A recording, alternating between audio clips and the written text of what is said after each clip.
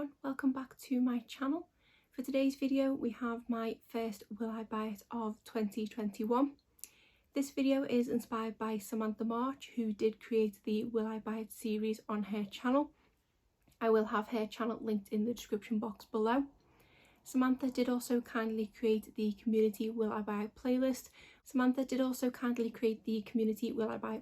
For everyone that does videos like this, to put them all in one place, which I think is great, and I will also have that linked in the description box below. And finally, I will be taking all my information from the Trend Mood 1 Instagram feed, and that feed will be linked in the description box too.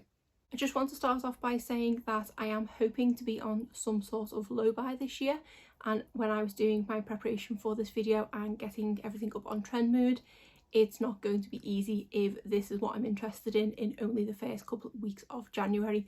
So willpower is definitely going to have to be strong this year. As I said, I am going off the Trend Mood 1 Instagram posts. Normally I go back to the last post I talked about in my previous Will I Buy It, but because there's been quite a big gap between that video and this one, I decided to sort of make a cut-off point. I was going to make it January 1st, but there were a few releases in the last week of December that I do want to talk about, so I'm going back to the 25th of December as my oldest post. So even though I'm not quite going a month back, there's still quite a lot to talk about, so why don't we get started? The first thing to talk about is a new release from Natasha Denona, and these are part of the I Need a Nude family, and it is some lip liners. These are, lip crayons, and they are highly pigmented, creamy matte lip pencils that define lips while providing a rich, silky, long-lasting, comfortable wear. So these come in 8 different shades, 5 of which are from the best-selling I Need a Nude lipstick line, and then there are 3 new shades in pink and beige undertones. I have only been getting into lip liners in the past 6 months or so, but these do look really nice. I have had my eye on the I Need a Nude lipsticks, and I say now I am quite tempted by these lip liners too. I did at the end of 2020 finally finish my makeup inventory, and when it came to lipsticks, the list just seemed to keep on going and keep on going. The lip products are definitely something that I do need to cut down on this year, but when I first seen this post, I already wanted to kind of break that. Looking at the shades, I think the shade Noir probably draws me in the most because it is slightly darker and I don't have any too dark lip liners. So this is a product that I definitely do want to try. I just appreciate that it's probably not going to be cheap. I already have enough lipsticks as it is. So at the moment, this one is just kind of like a pipe dream. Next, we have some new releases from Fenty Skin. There is a Fat Water Pore Refining Toner Serum, which is $28. An Instant Reset Overnight Gel Cream, which is $40. Then there's a Hydra Visor Moisturiser Broad Spectrum SPF 30 Sunscreen. It's a bit of a mouthful. And then there is a Total Cleanser Remove All Cleanser, and that is $25. And then they also have the Fenty Skin Starter Set, which is $40. I am really intrigued by quite a lot of these products, and it is a skincare line that I do want to try something from. I did actually today get an advert on Instagram for Boots that they are stocking Fenty Skin, and they do actually have that starter set. It says $40 here, but I believe it was £32, which is for 3 different items. I think it is the toner, the moisturiser, and I can't remember what the third product is, but it does look really good. So I think rather than just trying one of the products, I would be more inclined to try a skincare set. At the moment, I do have a lot of skincare, so again, another product that I don't need immediately, but if I am going to try Fenty Skin, I will definitely be picking up that skincare set. We have a new release from Wet n Wild. This is the Tinted Hydrator. This says it's an oil-free tinted hydrator with hyaluronic acid and vegan squalane, buildable sheer to medium coverage with a semi-matte finish for a naturally flawless and nourished glow, and this is $4.98 in 8 shades. 8 shades isn't very good, and the shade range isn't the best, to be honest. It would cater for me, but there's not much to cater for deeper skin tones. I know when it comes to CC creams and tinted moisturisers and things like that, you don't need to have as many shades because one of them will cover quite a few different skin tones, but even if it was maybe just sort of 10 or 12 shades, that might have been a little bit more acceptable. But for me personally, it is a product that I would quite like to try. I do like that it is sheer to medium coverage. I also like that it is semi-matte and it's only $5. I don't know if it'll come out over here and how much it'll be. It'll probably be £5 maybe, but I am definitely getting more into my CC creams and tinted moisturisers and things. So this is definitely one I want to pick up, and I feel like my foundation collection isn't too out of hand, so this is something that I wouldn't feel too guilty adding to. Next we have a new collection from e.l.f. and this is the Mint Melt collection, and this is another one that is available now. This post was from the very end of December, but it has now been released. I think it was released on the 1st of January, and I know that because I've already made a purchase from it. So this collection does include some No Budge eyeshadow sticks, a minty fresh cooling cleanser, a mint melt cleansing cloud, a whipped face mask, a cooling face primer, a couple of eyeshadow quads which are now $4 instead of the usual $3, a mint gloss which comes in a few different shades, I believe. I think there might be 3 shades of that, and then a mint melt brush trio. So from this collection I have just purchased one of the mini eyeshadow palettes. I do have a couple of the e.l.f. bite-sized palettes and I do really enjoy the formula of them, and because this was mint green I thought it was something a little different. So for the 2 palettes they have one that is solely mint green, and then they do have one that is a few neutrals with a pop of mint green, and it is that one I've gone for. Really excited to see what that one's like. There was nothing else in the collection that really appealed to me. I'm not a massive fan of mint flavoured lip products. I didn't know if the skincare was going to be mint scented as well, so that's why I kind of wore the clear of that. I just was tempted by the eyeshadow. The next release, and another one that is available now, is from BH Cosmetics. They are doing the Birthstone collection this year, so every month they will be releasing a new eyeshadow palette based on the birthstone of that month. So for January it is Garnet, which is a red tone palette. For me personally, this palette doesn't appeal to me at all because I'm not a huge fan of red shadows, even though looking at the palette there is actually only one red shadow. There is a shadow to the left of the palette which is bigger than the rest of them, and this one is a pink shade. For me, I would have possibly made the biggest shade in the palette a red because the birthstone is red, but that's just my opinion. I'm really hoping that these palettes are good because it does give me flashbacks to the Zodiac palettes, which I think might have been 2019, and they just didn't go over well at all. Because I feel like in the past 12 months, BH Cosmetics has really kind of knocked it out of the park with a lot of their releases. So I hope they don't kind of take a step back and lose everything they've gained by going to subpar quality or just palettes that aren't great or don't really fit the theme. So yeah, this one is a pass for me. My birthstone is July, which is Ruby, so it's probably going to be another red tone palette. Again, not one for me. I'm not a huge fan of my birthstone, if I'm honest. I am quite intrigued as to how this is going to play out over the year and what different palettes are going to be released. If there is one that does appeal to me, even though to my birthstone, I would be tempted to pick them up, especially because they are only $9 each. This is a collection though that may not make it to the UK. I don't think we got all the Zodiac palettes until kind of after the effect. We definitely didn't get the Sweet Shop palettes over here, so I don't even know if this one would be available to me, but as a whole I am intrigued by the collection, but just not this Garnet palette. Another eyeshadow palette release, and this one's been quite a controversial one. This is MAC in collaboration with The Sims. And other than the box of the eyeshadow palette being the typical Sims packaging, the palette itself looks nothing like The Sims, and from what I've heard it is just a repurposed old palette from like 2016 or something. The actual palette itself isn't even The Sims packaging, so as soon as you throw away that box it is just kind of any old MAC palette. It does just have the clear lid by the looks of it. None of the shade names are anything Sims related. It is just a basic, for me, boring nude palette, and I do love nude, so for me to say it's boring kind of means a lot. This one is $32, and yeah, I just don't see how this has anything to do with The Sims in the slightest. I did think at first, okay, the shades are a bit boring, but maybe the names will be, but no. I have seen a lot of fun mock-ups on Twitter of people actually creating Sims palettes, and if any company had any sense, they would take one of those ideas and run with it, because after this one, I think another company could make a lot of money off an actual Sims collaboration.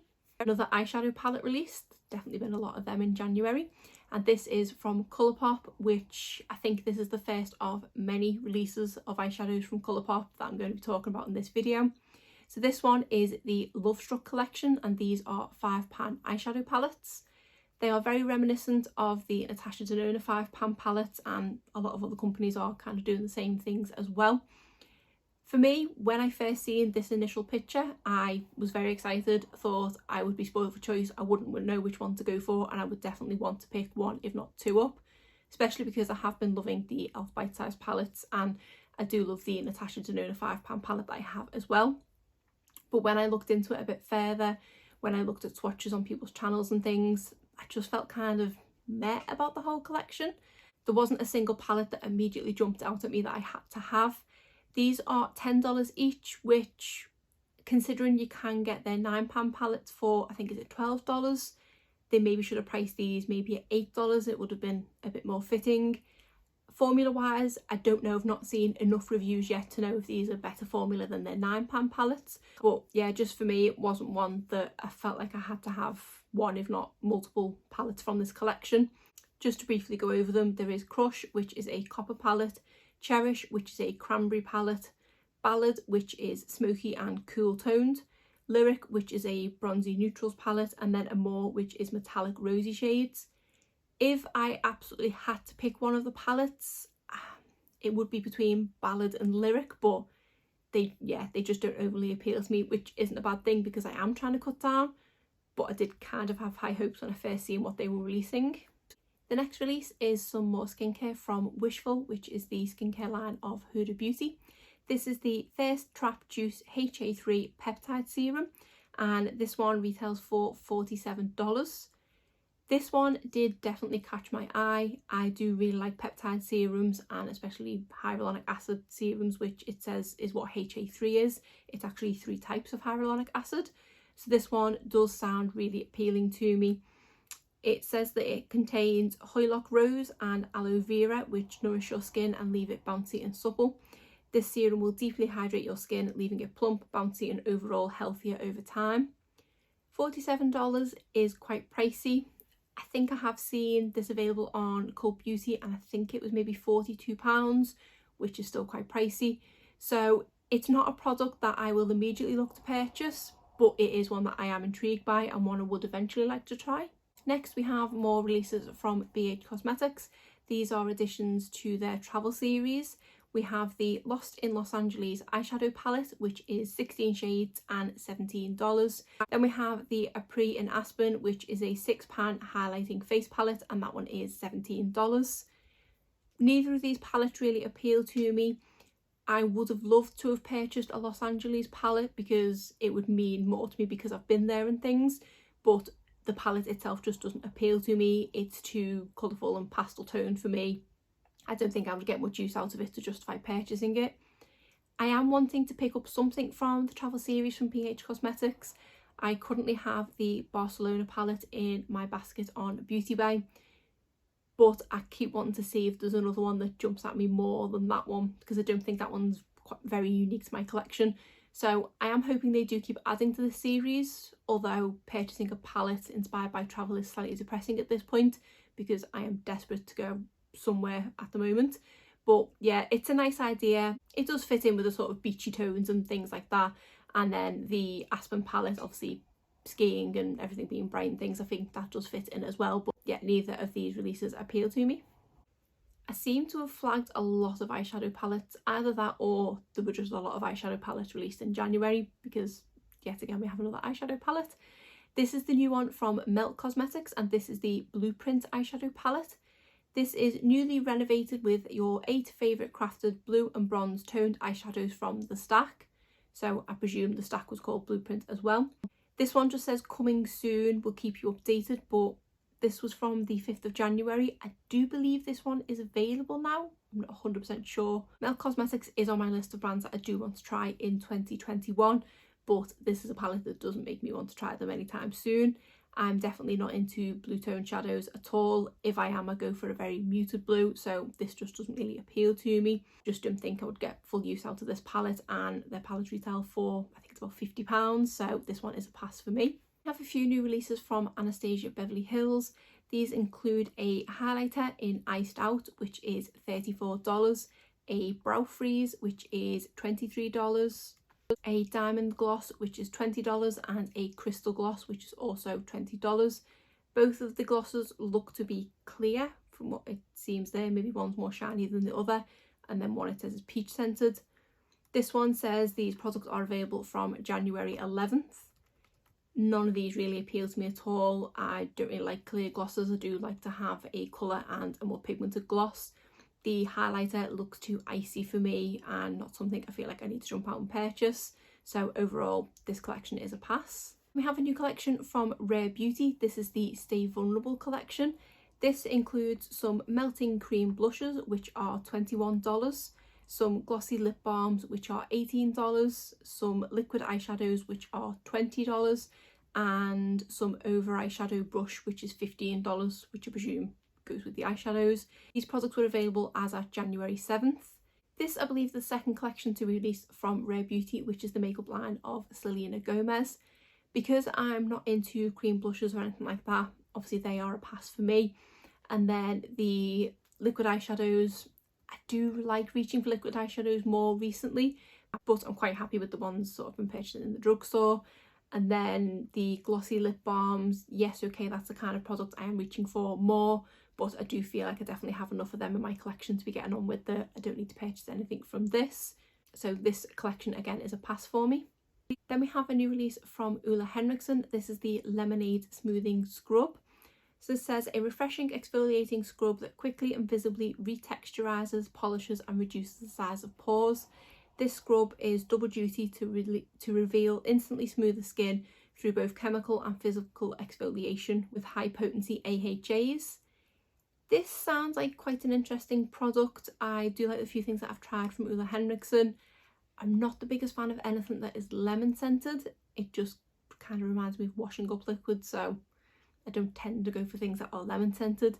So it sounds really nice, and I do quite like that it mixes the physical exfoliate with the AHAs.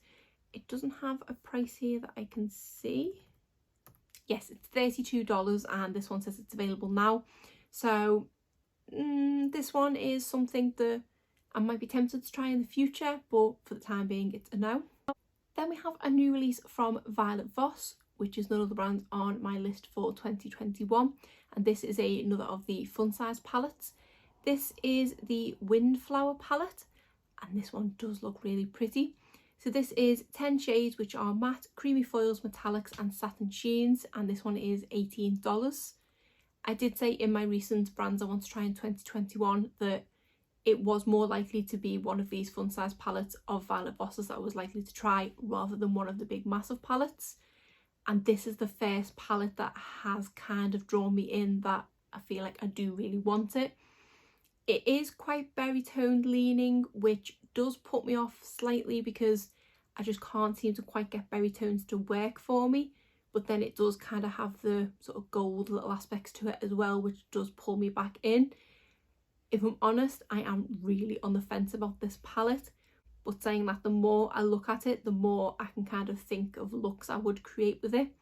My only issue is on the bottom row of the palette there are two sort of lighter gold looking shades which to me do look very similar. This is a palette I would definitely have to look up swatches and things beforehand and possibly hear a few reviews, maybe see a few looks created with it just to make sure it doesn't lean too berry toned when applied. I think to help keep me on my low buy, I'm not going to actively go and seek reviews out on it. I'm going to see if any of the trusted YouTubers that I follow pick it up or review it or anything like that, because if they like it then I might just have to get it. Next we have another release from BH Cosmetics, and this is something a little different. These are Acne Patches. So it says these are non-drying hydrocolloid infused patches which absorb impurities, and these are $9 for a pack of 30 stickers.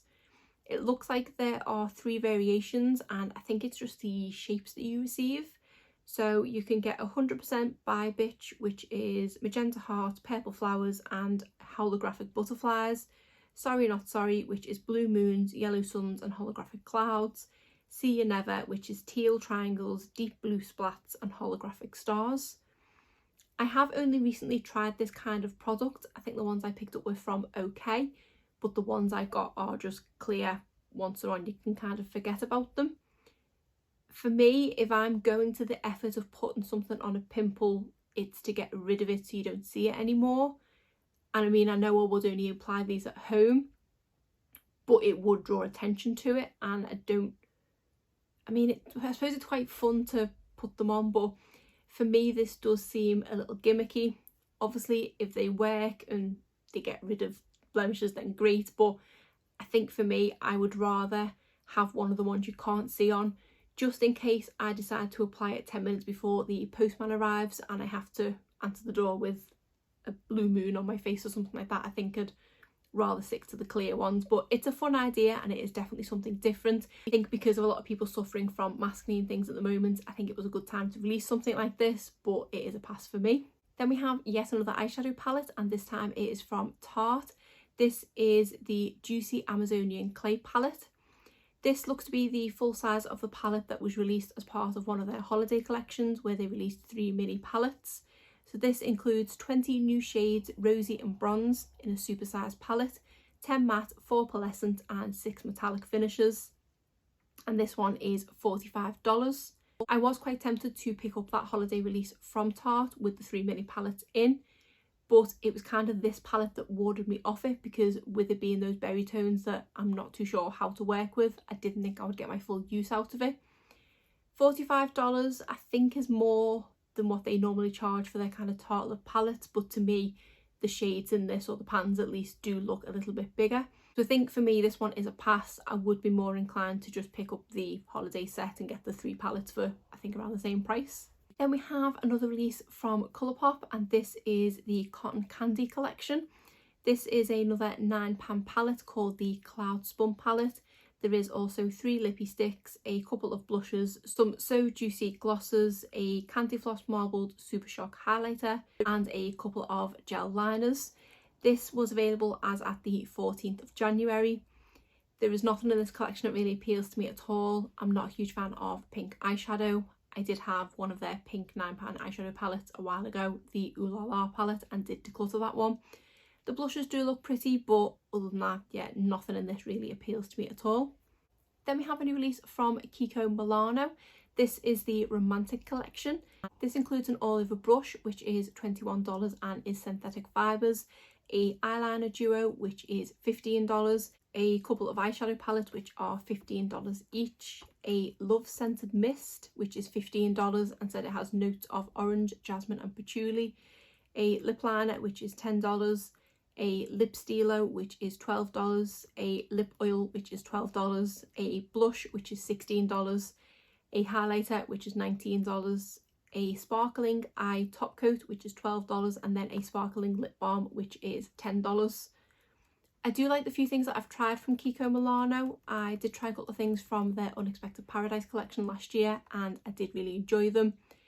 There's nothing in this collection that does appeal to me too much. I presume this is their Valentine's Day release. Packaging of this collection is gorgeous, but there's nothing in here that does immediately jump out at me. I am quite tempted to possibly try their highlighter formula because I did really love the blush formula, but for the time being I don't think I need anything from this collection. Next we have a eyeshadow palette release from Nomad Cosmetics, and this is the Land of Fire and Ice, which is inspired by Iceland. As I said earlier, I'm not a huge fan of blue eyeshadows, but this one did definitely catch my eye.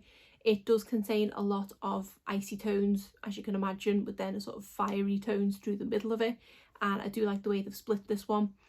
I've never tried anything from Nomad Cosmetics, but I do believe I've heard quite good things about the brand. This one, it says, contains 6 glimmering shimmers, 2 duochromes and 7 majestic mattes. This one is available now. I can't see a price listed on the Trend Mood post. I believe I have seen it online somewhere and I think it was $40 something. And it does definitely look like a more unique palette out there. It's definitely a fun colour story, but it's not one that I would be able to even know where to begin with, to be honest. So I like the idea of it, but not for me. Next we have a new release from Juvia's Place. This is in collaboration with Vanessa Guayama, I think it might be. This collection includes an eyeshadow palette and 2 glosses. The palette is $15, the glosses are $13 each, or you can purchase the whole collection for $39. This one definitely did catch my eye. It's a really pretty palette and I think the colour story is slightly different. You do have a few neutrals in there, but then you do have a couple of the pops of colour with the orange and the purple on the bottom. I have tried one of the Juvia's Place 6-pan mini eyeshadow palettes and I didn't feel like the performance of the shadows was as good as their normal eyeshadow palettes that I've tried. so it does put me off wanting to try any more of their mini palettes. So this one does look really pretty, but I don't think it's for me. Then we have a new lip product from Charlotte Tilbury. These are the Hyaluronic Happy Kiss lipsticks. It says it is a lip mask and also a plump effect lipstick gloss balm. Sounds like of everything. These are $34 and it says they include hyaluronic acid and C peptide and are intensely hydrating. So these look really pretty. For me, if I was going to go for a more sort of tinted lip balm, moisturising lip product, I'd be more tempted to pick one of the ones up from e.l.f. than pay $34 for one like this. The sheerness of the colours look very similar to the ones I've tried from e.l.f. So for me, this one is a pass. I think I'll stick to the drugstore for this kind of product. The next eyeshadow palette release is from Kaleidos Makeup, and this one is in collaboration with Angelica Nyquist. This is the Club Nebula palette, which is 15 beautiful shades in matte, shimmers and duochromes, and this one is $45. This one is available January 19th, which I believe at the point you're seeing this video, that was yesterday. This looks like such a pretty palette, and to me it absolutely screams Angelica. I have been following Angelica's channel for a little while now, and I do absolutely love all of the looks she creates. She is definitely the queen of colour, and even though that's not my general day-to-day aesthetic, if I ever do feel the need to dabble with colour, I will always go to her channel for inspiration. So I'm so glad that she's got a collaboration with a brand that she has spoken quite highly of for the past year, possibly because a collaboration was coming, but she has raved highly about their highlighters and things like that. I'm really excited for this collaboration for her. For me, it is too bright of a palette. I don't know what I would really do with that. I've seen some looks she's created with it so far and they are all absolutely stunning. But yeah, this one for me is a pass, but I'm so happy for Angelica. The next Colourpop release to talk about is the collaboration with Animal Crossing. This, I believe, was leaked quite a while ago, and I don't know whether Colourpop were ready to talk about it yet because there seemed like quite a gap between the sneak peek and the actual release. So this is actually some quad eyeshadow palettes, which I don't think they've done before. So there appears to be 4 different quads. We have a brown toned one, a purple one, a green one, and then a pink toned one. I've never played the game Animal Crossing. It didn't really appeal to me. I don't have the console to play it anyway, but that definitely wasn't one of my lockdown activities. And this collaboration will be released on January 28th. As well as the eyeshadow palette, it does also include some of their lip tints and some of their blushes, and also a Super Shock shadow and a Glitterly Obsessed. The lip tints as part of the duos do look really pretty, and if it's the same as the Just a Tint formula, I do quite like that formula. I do have one in Gimme S'mores. I don't feel like I need to add another one to my collection, and I wouldn't be purchasing this for the collaboration purposes because I don't follow Animal Crossing, so this one for me is a pass. Next we have another release from BH Cosmetics. I think that's quite a few releases they've had in the past few weeks. I don't think they're normally this consistent with their releases, unless they're still playing catch up. So this is a release in celebration of the Lunar New Year and the Year of the Ox. So this includes a 21 colour shadow palette, which is $21, some liquid liner and also some faux mink lashes. The eyeshadow palette looks really pretty. It definitely didn't scream BH Cosmetics to me. I did think this was an indie brand. I've seen a few different pictures of this palette, and I feel like in each of the pictures it does look like a different palette, so I'd have to see some swatches and reviews of things of this one. It does look really pretty, and it is something I do think I could make work, but I don't think it's something I desperately need, so this one is a pass. The next release is from Natasha Denona, and this is part of the Love collection, and this is the Valentine's Day release. So she does already have the mid-sized Love palette, and now she's bringing it out as a mini. So these £5 minis are $25 each. So this one says 5 ultra pigmented pink and purple toned eyeshadows inspired by the Love eyeshadow palette with matte, metallic and duochrome finishes. There is also a Love Cheek duo, which is $42. The cream blush from the Diamond and Blush Glow palette in the shade Dahlia, and then a new shade of Iconic Highlighting Impact Powder, which is a warm pinkish chrome that shifts from pink to champagne. And then there is also a new I Need a Nude lipstick shade, which is in Amorosa, and this is a neutral pink undertone, and that is $25. So this is one that is available now. None of this collection really appeals to me at all. The nude lipstick looks too light for me. I've never been drawn into the cheek palettes like that of Natasha Denona's because they are cream blush, and that's not for me. And then the eyeshadow palette itself, it doesn't really draw me in either. another Colourpop release, and this is the Melrose Collection. So this includes the Off Melrose Eyeshadow Palette, which is $18. The Melrose Blush, which comes in 2 shades. We have Fashion District, which is a nude terracotta, and Juice Bar, which is a mid-tone petal pink. And then some Luxe glosses, which are $8 each, and these appear to come in 4 different shades, one of which being a clear. I did see this palette sneak peek because someone had seen it in Ulta a week or so ago, and it did definitely catch my eye. It does remind me slightly of the Wild Nothings palette in that it is quite a sort of subtle and subdued palette, but it does look really pretty, and I believe I have seen swatches of it online too, and I am quite tempted by it. I do love the packaging and things, and I love that it is Los Angeles based, as I said earlier with the BH Cosmetics palette. I think if this colour story had been in that BH Cosmetics, I would have jumped at it more for the colour story than the brightly coloured one. So I am really tempted by this one. Not enough that I will rush on to purchase it, but yeah, this one has definitely caught my eye. And then the final tab that I have open is yet another Colourpop release. This is the Wild Child palette, and this is a rich chocolate tones and warm neutrals palette. This one is available on January 21st. So this one is actually 1 week before the Animal Crossing palette. So it does make me believe that the Animal Crossing palette shouldn't have been announced yet, because I think that's 3 palettes within a week they've announced. Although, kind of what's new for Colourpop. So I love the packaging of this palette. I love the aesthetic of the lippy sticks as well, with the brown on the packaging. So there are 3 lippy sticks in Brat Pack, Sassy and Oh Behave, which all look like gorgeous deep chocolate brown shades. They also have 3 Super Shock shadows in Run Wild, Basic Instinct and Free Reign. Then 2 pressed powder blushes in Let Jet Set and Trippin'. They look really pretty. And then the palette itself. It doesn't say if there are any pressed glitters in this palette, but looking at it, the middle shade is looking to be a pressed glitter.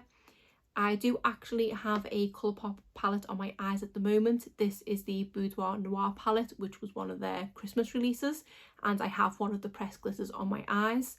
This is my first time trying the pressed glitters from Colourpop, and I'm not a fan if I'm honest. So because of that, it does put me off this palette slightly, even though it does look really pretty and definitely a palette I feel like I could get a lot of use out of.